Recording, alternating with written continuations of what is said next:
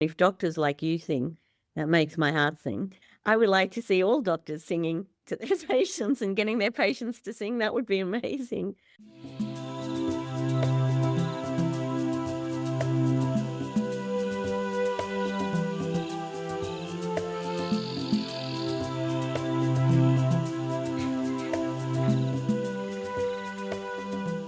Welcome back to the Modern Spirit Podcast, a show dedicated to demonstrating the value of spiritual healing in modern healthcare. I'm Natasha Pentin, the co-host, alongside Dr. Jo Tafur. Hand in hand we stand together. So this is Tania de Jong and her new single, Walking Each Other Home, a gift for our human civilization that is suffering so immensely right now, and inspired by Ram Dass. Throughout this episode, you will hear excerpts of her music. Tania is an award-winning social entrepreneur, acclaimed soprano, inspirational speaker and storyteller, creative alchemist, philanthropist, and spiritual journey woman. She is a passionate leader for social change, and her mission is to change the world, one voice at a time. So in this episode, we'll get into, of course, the power of music and healing and the neuroscience of singing together, but also the rescheduling of psychedelic medicines in Australia, building an ecosystem for accessible and affordable treatment, how therapists become authorized prescribers, and how treatments are currently funded in Australia and what other countries can learn. But before we dive in, just a quick disclaimer. The content of this podcast is presented for informational purposes only. It is not a substitute for professional medical advice, diagnosis, or treatment.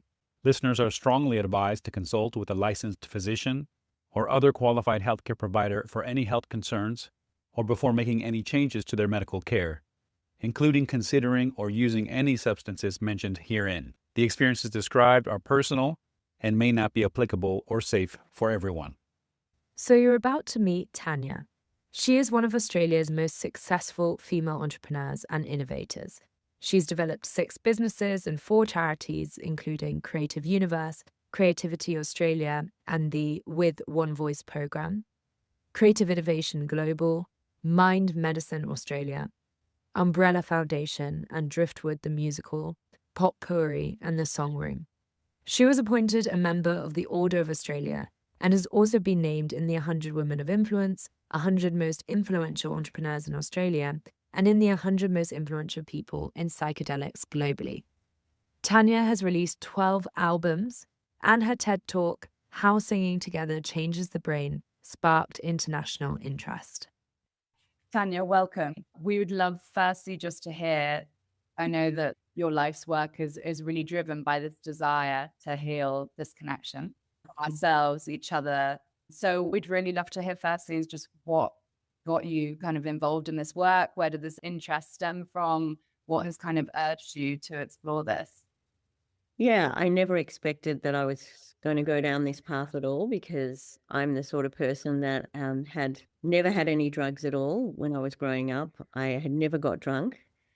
I don't like alcohol even, and I've always been very interested in hacking mind, body, and spirit though. So I've always been very into yoga and meditation and a whole range of other therapies, like even hyperbaric oxygen therapy and all sorts of psychotherapies and cranial therapies and nutritional therapies and every diet under the sun. And because I'm a performer and I sing, my body is my human instrument. Well, our body is all of our human instruments. And so I always wanted to be in as much of a state of flow and good health and spiritual vibration as possible, so that I could connect with myself and with others through my performing and the work that I was doing in the world back then. And so in 2015, I came across a podcast of Tim Ferriss and his blog, and he spoke about donating $100,000 to a trial at Imperial College London using psilocybin for the treatment of people with treatment-resistant depression. And I have a lot of people around me who are suffering with depression and other mental illnesses, especially as performers. That's very common with a lot of performers. And so I reached, what happened was I read this article that was in the New Yorker magazine called The Trip Treatment, and it was about a trial that was taking place at New York University with patients who were suffering with a terminal diagnosis of cancer. And they had 2 treatments of psilocybin, and after just the 2 treatments, 80% of the people went into remission from their stress and anxiety associated with their terminal diagnosis. And in fact, they went back to them 4.5 years later, and amazingly, they were still alive and all of them were still in remission. Anyway, I was so inspired by this article, particularly the fact that one of the people profiled in it was a man who had intergenerational Holocaust trauma. And as soon as I read that sentence, it was like a light bulb went off in my brain, and it was like, I have to do this treatment. Like, it was like a message coming through to me, and because I'm the daughter and granddaughter of Holocaust survivors. And so I said to my husband, Peter, have a read of this article. I really think we should do this treatment. Well, his father had committed suicide when he was 13. And so we're no strangers to trauma. And so he said to me after he read the article, well, could you get us into one of the trials? So the article featured Robin Carhart Harris, who's become a great friend of ours, and he was doing this trial. And we asked if we could be part of it, but we couldn't because we didn't have a diagnosable mental illness. And so eventually, through various networks in Europe, we were introduced to a guide in the Netherlands, and we had this life-changing, mind-blowing experience that teleported us into multiple dimensions of consciousness that gave us that sense of oneness and connection to self, others and the planet that has never gone away since. And it was so profound, and it took us probably a year to integrate that experience. And I thought I would never do it again. I thought, well, that's it, I've done that. And then a year later, we decided to do it again with the same guide and an even larger dose. It was a mixture of Syrian rue preceding psilocybin. And then after that second dose, we were coming out of it, and Peter said, wow, if we're feeling like this, imagine if we could give this gift of connection to all the people who are so suffering that we support through our charities. So Peter and I had already founded about 4 charities by then, supporting people who were suffering either with homelessness or unemployment or a range of mental illnesses, just people who are marginalized, older people, younger people at risk, all sorts of people that we were supporting through our work. And we thought, if we could heal the mental illness that was underlying their state of disconnection and loneliness and separation in the world, then what might be possible? And so we started reaching out to a whole lot of the researchers, the clinicians in the space, people like David Nutt, Rick Doblin, Bill Richards, a whole lot of people who are now on our faculty, who are on our advisory panel, all these other extraordinary people. And we started attending conferences and events in this field. And then it was in conversation actually with Rick Doblin in about 2018 that he said, oh, you should set up a charity in Australia. I'm like, oh yeah, yeah, maybe we'll do that. And it's like, oh my God, we did not know what we were in for when we decided to do that. And we did set up this charity. We launched it in February 2019, and we started to work on how could we make these treatments accessible and available to regular Australians, not just wealthy people in cities. And we started applications to the Therapeutic Goods Administration for the rescheduling of these medicines in 2020. That was when we first started. We didn't get them through till 2023. It took 3 years because we were knocked back 3 times before the medicines were finally rescheduled. And as people know, Australia became the first country in the world to actually reschedule psilocybin and MDMA through that work. And it was an extraordinary day when we found out that they had been rescheduled for clinical use in controllable environments. And so ever since that day, which was on February the 3rd, 2023, we've been working very hard to try to remove some of the bureaucratic barriers and red tape that still continues to make it difficult for doctors and patients to really access these treatments as much as is needed. Because, of course, in Australia and many countries in the world, but in Australia, 1 in 4 people are suffering with a mental illness right now.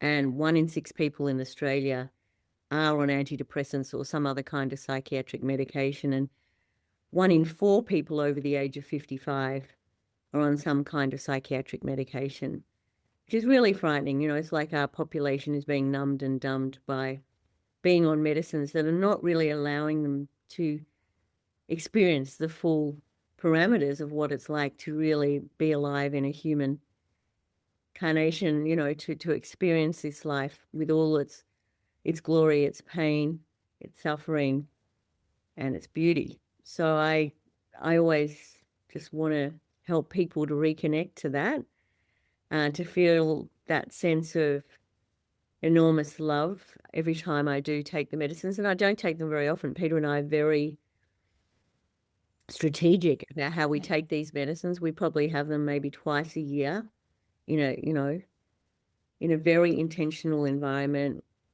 And we use them in a sense to reset ourselves, to remind ourselves of why we're here and how precious this is, this opportunity to, as I say, I've never seen the leaves or the seashells or the clouds or the flowers or any of this again the same since I took the medicine. It's like I see the magnificence, the fractilian, it's unbelievable in a bird's feather.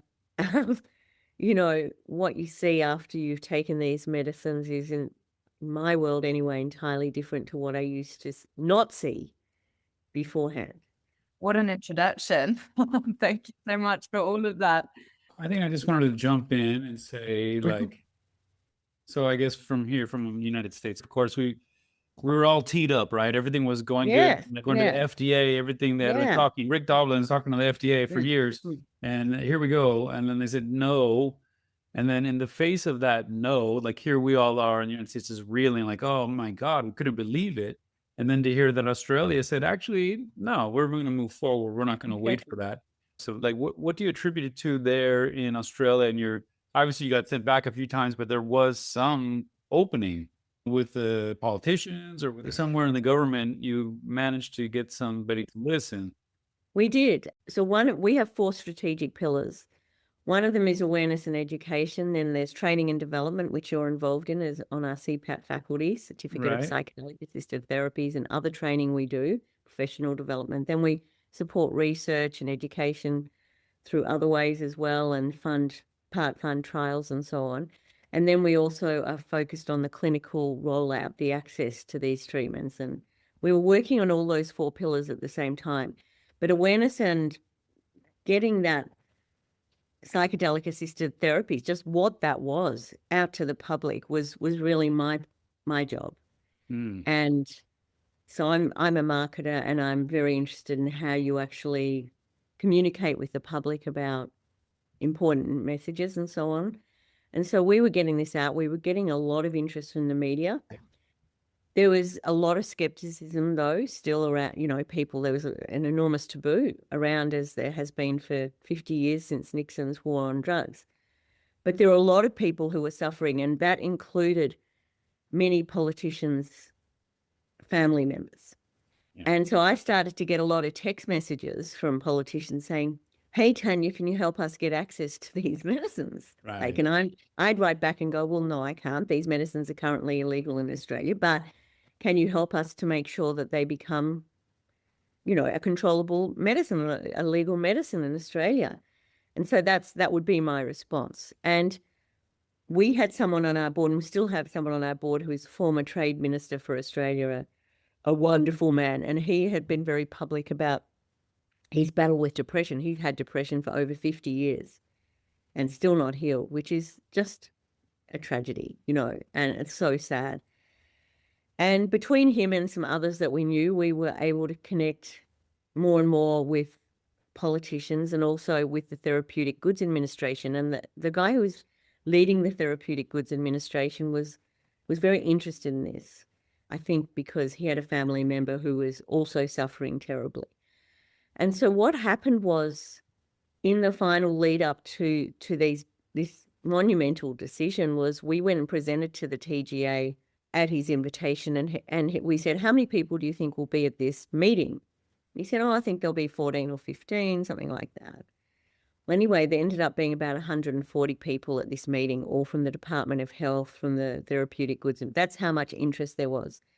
And we brought along two people. We brought in David Nutt from London, and we brought in a woman whose husband had got depression about 3 or 4 years prior and had gone into institutions and had tried every type of antidepressant and psychiatric medication, had seen the best doctors, and had begged her every day to let him go because he just was so depressed. This has just suddenly come on. She kept a 20-page dossier of all the medications and treatments that he tried. And during the period that he was unwell, she contacted me. She said, my husband, Franco, has this condition. Can you help me get this treatment? And I said, look, I can't do anything in Australia at the moment, but you could go to the Netherlands or, South America or somewhere like that. But he was too sick to take anywhere. And so sadly, he did take his own life not that long before the final decision came down. And so she came to the TGA with us and she told her story, and there wasn't a dry eye in the room because, think about all the lives that could have been saved Right. if people had access to these treatments and have nothing else to try anymore. So we feel like it's criminal not to allow, and unethical not to allow people to have access to treatments that could be safe and effective for them when they've tried all else. And in fact, we don't think it should be a third or fourth line treatment at all. We believe that these treatments should be first, second line treatments, that patients should be able to discuss with their doctors what is the most suitable treatment for them at whatever stage and however they are at that time, so that they have a chance to get their lives back and to contribute back to society in a meaningful way and live a joyful and peaceful life. Yeah. So you also mentioned CPAT, the certificate in psychedelic assisted therapies. And I think it would be great just to explain a little bit more for our audience as well, because I know this is a very well-known training in psychedelic assisted therapies. So could you maybe kind of walk us through part of the program or how it was developed and when, and kind of what makes it distinct, kind of how you guys built up this reputation? So, well before the medicines were rescheduled, we knew that if there was going to be an ecosystem in Australia, and that's been our goal, has been to build this ecosystem so that these treatments can be available, accessible, affordable to all Australians who need them. That's always been the goal, the mission. And so that meant a whole range of things, but the most important thing that meant was superbly trained therapists and clinicians. And we knew that we would have to train a lot of clinicians because this work is very intensive, as you both know, and it takes a lot out of the practitioner, and you're sitting with the patient for a long time in a day session, for example. And so there needs to be thousands of clinicians trained in Australia. And so in 2021, we started our first intake in the start of 2021. So now we've trained over 600 therapists and clinicians since that time. So each year we have 2 cohorts, one starting in February, one in July. And I put together most of the faculty, and they were all people that I had connected with in that period of sort of research and exploration and when we started the charity. And it's an extraordinary faculty. We have people like Gabor Mate and Bessel van der Kolk, and of course David and Rick and Richards and yourself, Joe, and just, an amazing faculty. And what happens is that the students, clinicians, therapists have a 14-week online program of lectures and experiential work with extraordinary teachers. And then they come together for a 6-day intensive, which most of the clinicians and therapists who've done the course describe it as the best professional development training they've done in their entire career. And some of them, in the 60s, 70s, 80s. And as a clinician, you have to do a lot of professional development, ongoing, CPD and so on. And so we find that a lot of people not only learn about psychedelic assisted therapies and the skills for holding that space, but that the skills that they learn in our training help them throughout their whole practice, and indeed are life skills that they take back into their lives. And I mean, I look at some of the feedback testimonials on our website and I just think, wow, that's so incredible. And it's heartwarming to see just how many people have had their lives changed by coming into this work. The other thing about it too is that I would say that some percentage of the therapists have tried the medicines. Maybe they have gone to South America, or they've gone to the Netherlands, or they've done it underground somewhere in Australia or something like that. But a lot of the therapists then also do decide that they're going to work with the medicines. We don't encourage people to break the law in Australia, but we do believe it's important for people to actually experience these treatments in a really intentional setting, well supervised by wonderful, loving people and supportive people. And so we are very, very keen on that. And of course, our end goal has always been not just the treatment of very sick people, but there should be licensed retreats in Australia like there are, say, in Oregon, where people can go, or in South America or the Netherlands, where people can go and they can just develop themselves, and that they can experience more creativity and more connection in their own lives, regardless of whether they have a mental illness or not. These medicines have been around since the beginning of human civilization, and they accompany us as plants on our journey as humans. And so I just feel it's really important for people to have access to the medicines without feeling afraid that they're going to end up in jail or something. So what about this first round? As again, I know the goal is the wide access, and you're taking the steps towards realizing that. But then for us, like for me as a doctor in the United States, it's like, okay, what does it look like in the first round? Like who has access to this first round, and what physicians are, how, like a ballpark, like how does it happen? Oh, how does it happen right? How's it working right now is your question. Right now, on the way to where it's going. So what does it look like in the first version? So right now, if you're a psychiatrist, you can, and you've done the training, either our training or some other equivalent type of training, then you can apply to become an authorized prescriber. And you have to go through 2 hurdles to become an authorized. Well, you have to have done the training, then you apply to Human Ethics Committee, and then the TGA. And at the end of that process, you get an authorized prescriber confirmation, and then you can start being an authorized prescriber, prescribing either MDMA or psilocybin, MDMA for the treatment of post-traumatic stress disorder, and psilocybin for the treatment of treatment-resistant depression. And you can start treating patients with your therapeutic team. And that therapeutic team can be made up of trained, CPAT trained or other trained clinicians, which could be psychologists, psychotherapists, counselors, nurses, GPs, doctors, specialists like addiction specialists, specialists like you, Joe, allied health practitioners like art therapists even, yoga therapists, occupational therapists, social workers. It's a pretty broad range of therapists that can work with the patients, but there's usually a first therapist who's usually a clinical psychologist, someone like that who's got that APRA registration, so they're a member of a particular body in Australia. And then there's the support therapists, and the support therapists, there's a little more flexibility around them. And then what happens is the patients will either approach these clinicians. So we have a directory on our website of all the therapists we've trained who wanted to be on that site, and people can approach those clinicians. There is an enormous shortage of authorized prescribers in Australia.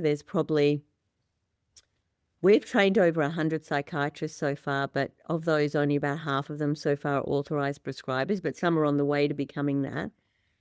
And we need a lot more authorized prescribers to screen, because the psychiatrists are the ones mainly doing the screening of the patients for suitability, to get informed consent, et cetera, to make sure that this is the right treatment for the patient. Most of the psychiatrists are not doing all the dosing sessions. Some want to. And there's one psychiatrist in Sydney who's done an enormous amount of dosing sessions. But most of them are working with their other therapists to do the dosing sessions. And then, of course, there's the integration session. Is that through the Australian healthcare system, or how do you Yeah. private cash? Do they have to pay for it? How does it work? Yeah, so either people privately funded and the treatments. So we've just started our own clinic called the Mind Medicine Australia Clinic, which is in Melbourne, and it's a partnership with another organisation. And treatments at our clinic range from about, and this is Australian dollars, so much less than US, the equivalent in US dollars, but in Australian dollars, it's about $8,000, which is probably about $5,000 for a treatment, which is actually not that much in an above ground clinical setting, and goes up to about $25,000 for up to three doses, including all of the preparation, the integration, the psychiatric and other screening, the medical screening, etc. Some clinics, though, are charging significantly more. We don't encourage that. We feel like these treatments need to be affordable and accessible. That's our whole goal. But also we have organised all of the medicine supply. So we're working with a pharmaceutical company in Canada called Optimi Health. And so we import the psilocybin and MDMA into Australia. My husband always jokes that he never expected to be Australia's largest legal drug dealer. And so we're able to supply the medicine at a really, really inexpensive rate. So the main cost is the therapy. But we're also working with payers. So Medibank, who's our largest health insurer, has now come in and they're funding treatments for their members. The Department of Veterans Affairs just a couple of weeks ago announced that they will be funding veterans to have these treatments, but at the moment only as a third or fourth line treatment, which is, veterans who've been struggling for years and who served our nation, we believe deserve to have access to treatments as soon as possible, because it's either that or many of them are unfortunately taking their own lives. It's like an enormous risk not to help them if they need these treatments. And then the National Disability Insurance Scheme is also supporting some treatments and work cover and organisations like that. So there are more and more payers coming into the frame to help cover the costs. And some of the therapeutic costs can also be covered generally by health insurance as well, and have Medicare items and things like that.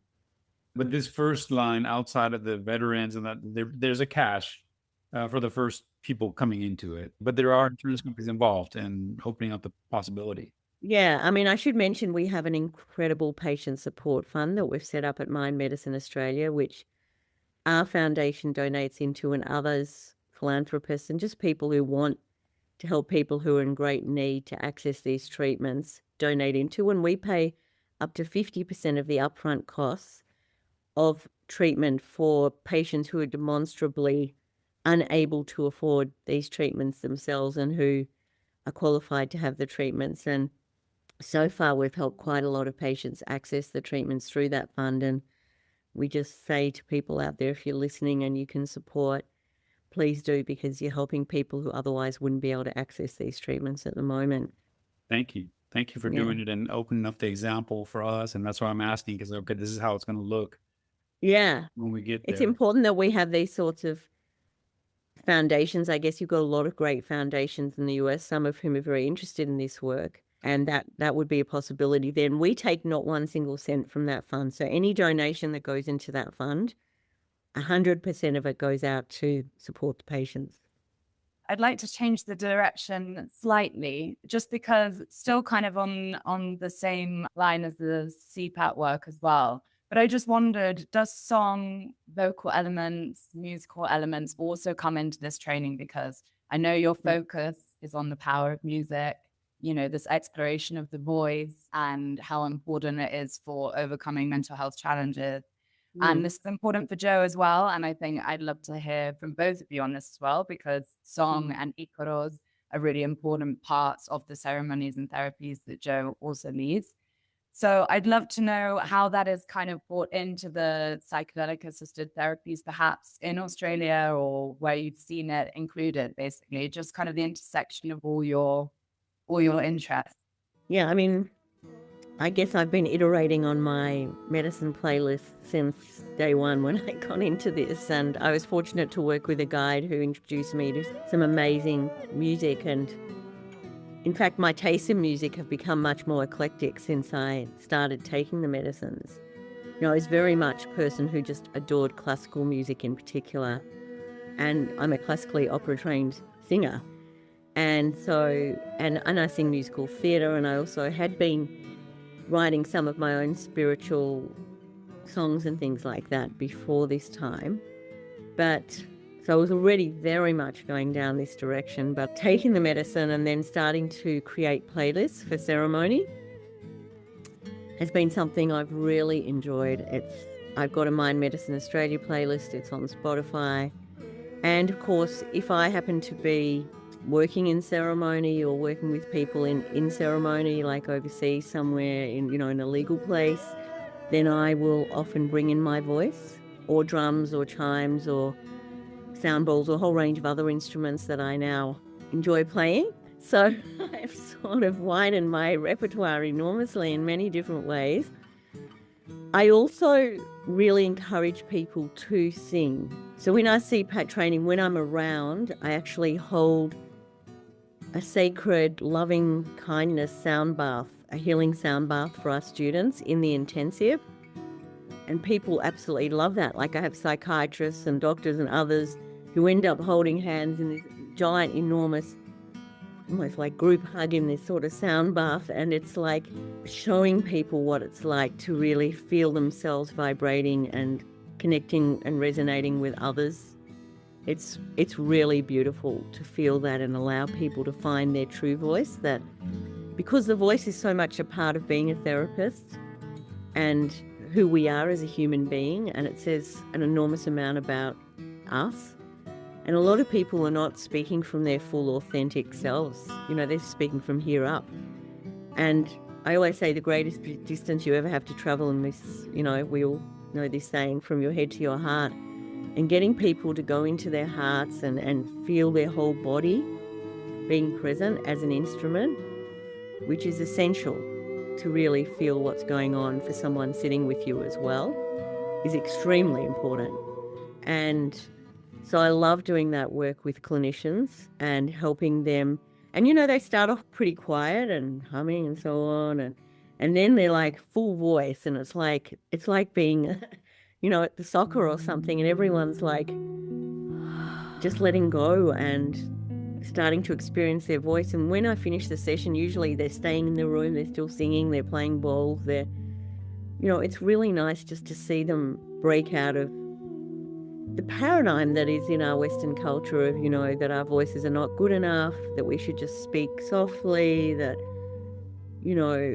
our voice is the language of our hearts. And my TED talk, How Singing Together Changes the Brain, and much of the work I've done in the charitable space has been around enabling young people and old people and all people to find their voice and to connect with their voice. I feel that's a real path to healing.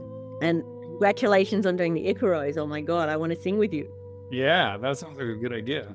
I think that's so beautiful what you just said. I think and that's part of this whole journey of the expanded healing modality is first of all, that it's, I was just talking to somebody earlier today, a nurse practitioner, a friend of mine who wants to be involved in this ketamine clinic. And, so it's just the ethics, as you described, of, she's like, wow, I'm just getting all these patients that are coming to me. There's older patient, elder on 30 medications, on this many medications, on this, that this system that we're participating in is the narrow scope of how it's functioning, or whatever the values are, whatever the focus is, or the motivation, that it's leaving this situation, which I think you could regard as highly unethical.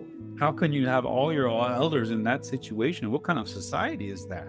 And then, as you said, then we have these other, whatever, 1 in 4, 1 in 6, but that stuck on this medication and being blocked off from this other opportunity, right? That somehow it's all interrelated to a system that's not fully embodied, like you said. No, I mean, it's like the noise of the whole internet and the whole AI and the technology is really like, it's like, as a human being, you know, we want to connect from earth through to heaven and heaven back to earth.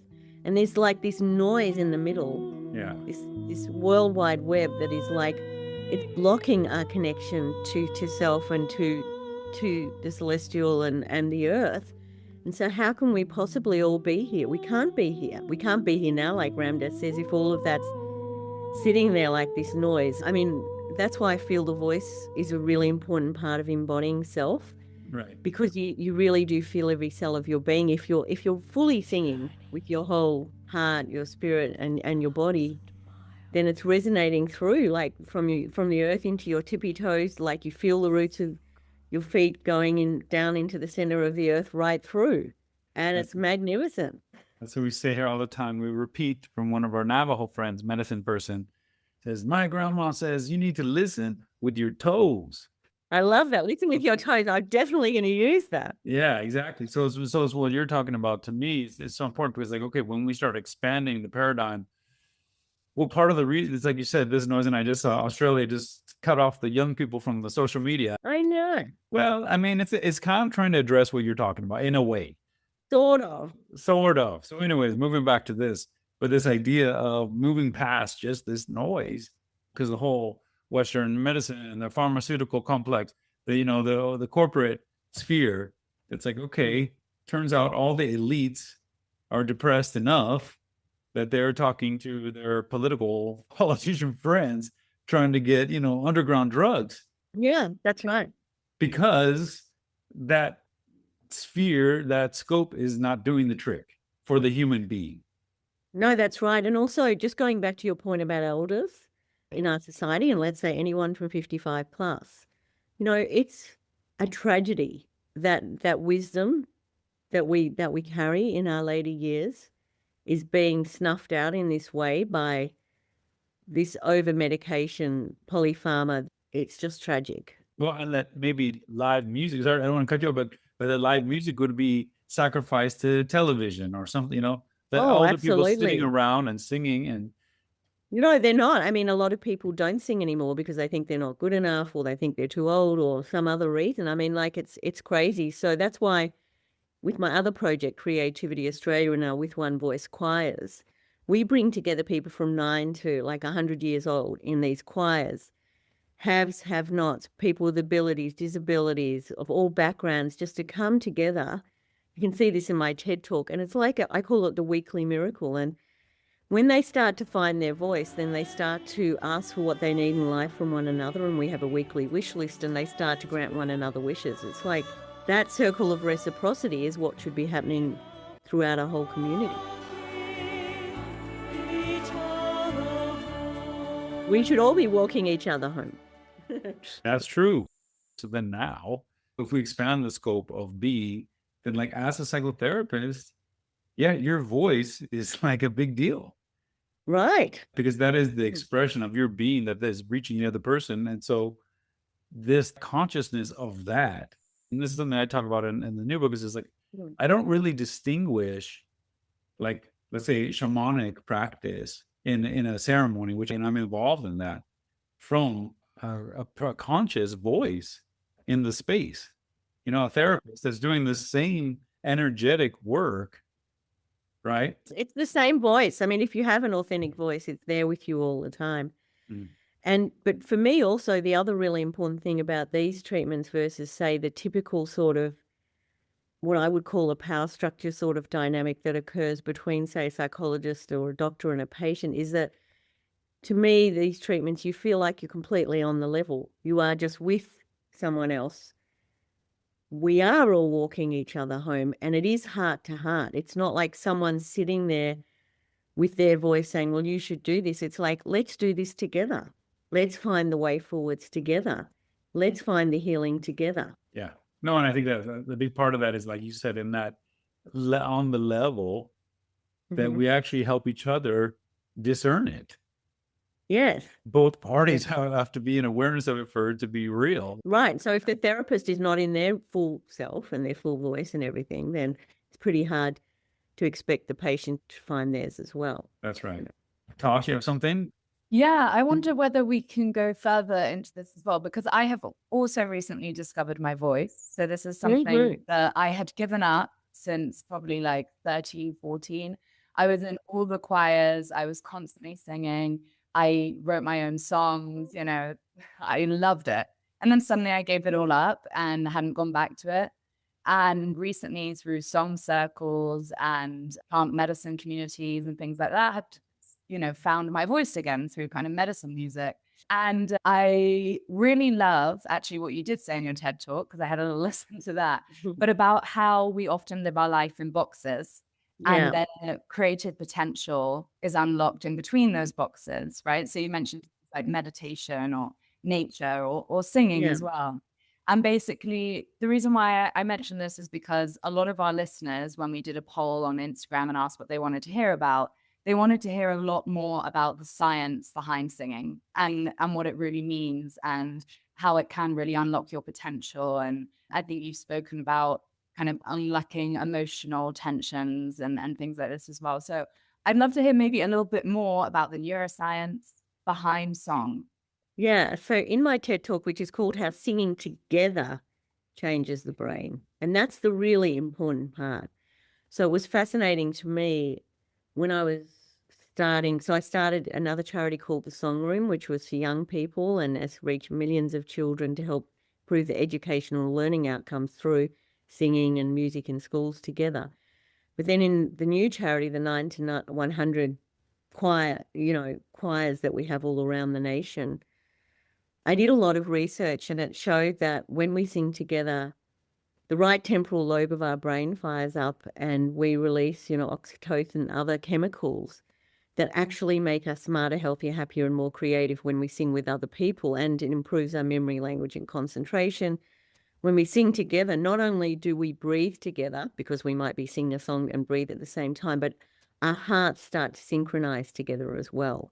So it's like this increased neuroplasticity of the brain, and this is the same as what happens, like, say, with psilocybin or other psychedelics, occurs with singing. And of course, singing is free to all of us. It's just that we've been so inhibited to do it. In ancient cultures, of course, everyone sang and danced together, and they did that to build strength and ward off their enemies. They became a tribe and they became strong together by singing together. But that we've lost a lot of that in Western society because of the judgment and the comparison and social media and, who's good and who's not good and all of that stuff. Whereas actually this is, again, our birthright. Like the medicines are part of what we've grown up with, so is singing and so is dancing together as well, that we should do these things together to wake up all ourselves and remember what it is that we're here for, to remember that this wild, precious life, it's short and it's special, and we should be here in a state to feel the joy, to cherish every aspect of that human consciousness. And so the neuroscience is very compelling. I mean, singing is a super wonder drug. And if we do singing and psychedelics, well, that's even better, like double super wonder drug. Well, on that note, just a question for you and your exploration. So you may already know about her, but a good friend of mine is a major neuroscience music researcher at USC, Sal Habibi. I don't know, she works with this famous neuroscientist there. She sounds They amazing. study the neuroscience of teaching music to young people and how it affects their brain development, etc. Oh, wonderful. I'd love to connect with her. So then, one interesting thing that I experience, and so then, and the tradition, this Peruvian tradition where, okay, you're singing in ceremony, learning to sing, and there's different ways of doing that, but this particular one, where the singing, the Icaro, and that in this state of mind, like you said, like in other words, doubling the state of mind.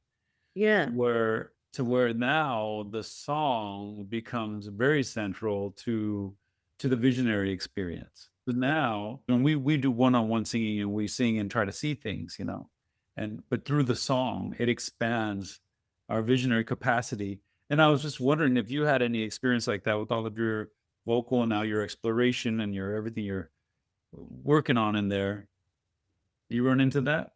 You're singing and it's helping open your visionary capacity to maybe pick up things intuitively. Yes, there's definitely that, because it's a sense of, well, firstly, to sing properly, you have to be very present. Right.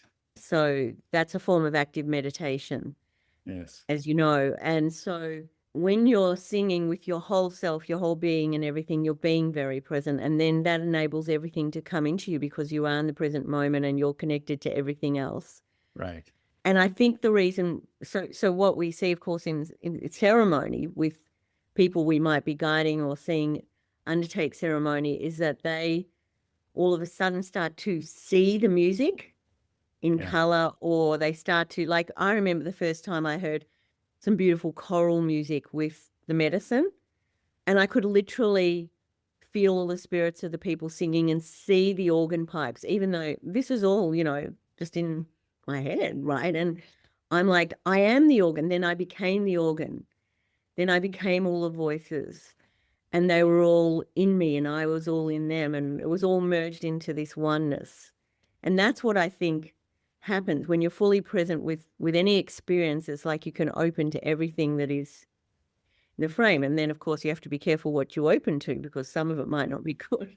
Right? And you can get confused as well, but you may get Mm. access to information, like you said, and an expanded awareness. Yeah. Oh, well, yes. I mean, I've had my greatest downloads come through medicine ceremonies with certain pieces of music. So there's certain pieces of music in my playlist, and somehow when they come on, it's like, oh, and it's like suddenly a whole chapter of a book will come to me, or something I'm meant to be doing, or someone I might be thinking about that I suddenly realize, oh, I should tell them that, or a spirit might come in or something. Right. It's really fascinating. I think the music's fundamental. Right. And where does it come from after all? Is it Right. music from over there? Is that what's happening? Is that where does it come from anyways? Well, Is it a metaphysical reality? yeah, it's pretty amazing. And of course, when you listen to some classical compositions, like Mozart or others, they started composing these concertos and things when they were like 6 years old or 7 years old. So where is it coming from? Yeah. Like, it's not coming from a 6-year-old kid, right? It's coming from the greater Right. consciousness that is coming through them. And one of the things that I have really found since I started taking the medicine is that when I'm now performing concerts, like my classical concerts in, say, in France or other parts of Europe or wherever, particularly in very sacred spaces like churches or whatever, I don't feel like I'm singing. It's like the singing is coming through my being. It's like I'm looking down at myself and I'm going, wow, that's really effortless. Like it feels, when it's effortless like that, it's like, oh, Yeah. just letting go. Well, I mean, it's nourishing because maybe there's something flowing right through you. Yeah, that's right. That's right. It's like a medicine going through me at the time. I'll throw this in there for this last little piece. So then something I've started to do, and and I know in Australia there's ancestral traditions, and I know there's a big issue on the relationship and kind of building some kind of trust. And here, we're in a similar situation with the Native American ancestral traditions here. That being said, there's a lot of, in Arizona, for example, there's many, many like ceremonial singers in those ancestral traditions. And just like there are a lot of spiritual singers and all these in these spiritual traditions, whether it's in the church and all these other places. And so then myself, that I kind of trained in Peru and got into that style, and then was hanging out with some friends who were exploring with medicine, and they, oh, Joe, please sing, will you sing to us, like, now I'm having a hard time, can you help us? Somebody was on MDMA or somebody was on mushrooms, and I explored a little bit, and so I said, okay, I had experience with ketamine. And so then I said, oh, I wonder what it'd be like to sing for people, while they're taking ketamine. I'm not taking anything, so I do that. So we create this ceremonial context here in Arizona, and I sing to groups of people the way I would in ceremony, like doing the same kind of ceremonial work and spirit. And so I think that because we see it in the ancient traditions, and that it's just an inevitability that the kind of the spiritual singers, the ceremonial singers, they start stepping back forward into those spaces. It's not limited to that. I got so much out of psychotherapy myself with medicine work. Like, I think it can be incredible. But this other element is going to grow, and it's going to grow in different forms. Yeah, you seem to be contributing to that. Yeah, I mean, I'm very, very passionate about, getting everyone singing. I feel like that's the path forward. And if doctors like you sing, that makes my heart sing. I would like to see all doctors singing to their patients and getting their patients to sing. That would be amazing. I mean, one of the units I meant to say earlier with CPAT, of course, is about the music. And Bill Richards and I talk about the playlists and stuff, and he's quite a legend on that topic. So him and I just love riffing on that because he also comes from a classical music background, and I do feel like that music holds so much emotion and harmony and melody and structure that it is very important to use that as part of ceremony alongside traditional ancient songs and folk songs. And of course, music without words is very important during the earlier part of the ceremony, just to help people to get out of the way of language and to just be. But yeah, I mean, please sing to your patients. Yeah, Sing to them normally, even if they're not having ketamine. Like, seriously. that's true too. That's a good point. And just one little thing before we hop off. Do you also want to tell us about any projects or events you have coming up? No, I'd love to. So firstly, our next CPAT intakes are starting February and July this year. And the February one, I think, is nearly full, but people should apply for July and 2027 ASAP. We have a lot of people come from overseas now. Like, we have people flying from Switzerland, from the US, UK, all over the place. So our CPAT course is, David Nutt said to me, it's the world leading course in psychedelic assisted therapies. And, I don't want to say that, but other people say that about our course, which is really beautiful to hear. We're bringing Bessel van der Kolk and Leisha Sky to Australia in April for a national tour. And I'm going to be doing some singing on that. And Leisha, Bessel's wife, also sings. So it will be all about different modalities that help people heal from trauma. It's called The Body Keeps the Score Tour, based on Bessel's book. And it's very exciting.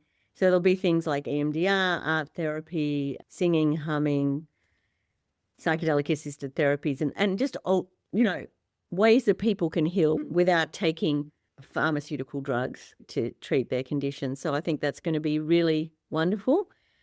I've got heaps of concerts coming up, of course.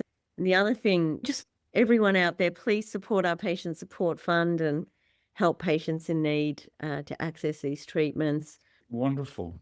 No, well, thank you, because it's just like from over here, it's like I feel a little bit in this movement and kind of dropped the ball, and you all picked it up, and it's just making the world go round. Right. And, I just hope, like, we get approached by a lot of governments and people from wonderful organizations all over the world now. How did you do it? How can we do it? I just want everyone in the world to have access. But to be honest, we still need to do more here. Sure. Understandable. Yeah. So, and we're doing everything we can to remove as many hurdles as possible. But part of that relies on government, who are very risk averse, to see the data, the real world evidence that's been collated. And that's one of the things we're doing through our national registry at the Australian National University, is ensuring that psychiatrists put their data into that registry so that the government starts to see, wow, people are going to remission, they're staying in remission. We have to fund this more. We have to enable this more. Thank you so much, Tania. We so appreciate it. It's been a pleasure to meet you, and we've really, really enjoyed speaking to you. Same here. Many blessings. Beautiful work you're doing. Thank you. Thank you for joining us for today's discussion with Tania de Jong. Please see the show notes to find links to Tania's website, her music, including the songs featured in this podcast, some of her companies and foundations, her TED Talk, and more. If you enjoyed this podcast, please hit follow so you never miss another episode. And if you'd like to stay more connected, Dr. Jo Tafur has a monthly newsletter and Patreon call, which you can find in the show notes. At Modern Spirit, we also receive donations to help provide scholarships for people to join our retreats, courses, and events. Remember, If you have any questions, comments, or topic suggestions for future guests, feel free to reach out to info@modernspirit.com. Thank you so much.